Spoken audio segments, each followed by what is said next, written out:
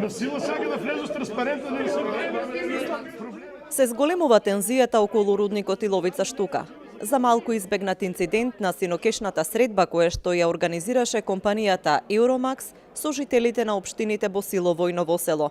На настанот во Банско дојдоа и поголема група активисти против рудникот, кои сакаа да влезат, но обезбедувањето ги спречи во намерата. И за PM10 честици и PM2 честици, тоа сакавме да прашаме, која е таа гаранција дека навистина ќе живееме во една добра животна околина, која нема да наштетува на човечкото здравје.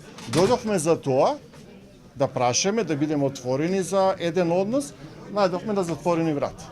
Сакавме, како и многу пати, да поставиме прашања на кои што не најдовме одговор, но како што гледате бевме спречени да влеземе и тоа на многу цивилизиран начин да го направиме. Информативната средба, според организаторот, е со цел граѓаните да можат да разберат за каков проект станува збор, како и можностите за вработување. Како дел од таа комуникација и ова неформална средба, која што првично е предвидено да има кратка презентација и видео, а поголемиот дел од средбата ќе биде неформална, каде што ќе може непосредно населението да постои прашање врска со проектот.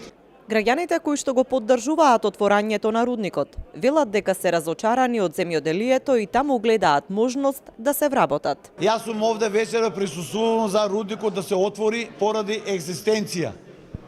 Поради од земјоделието немаме никаква екзистенција. 8 денари зелката. Немаме никаква. 12 денари индустријска пиперка. Немаме никаква.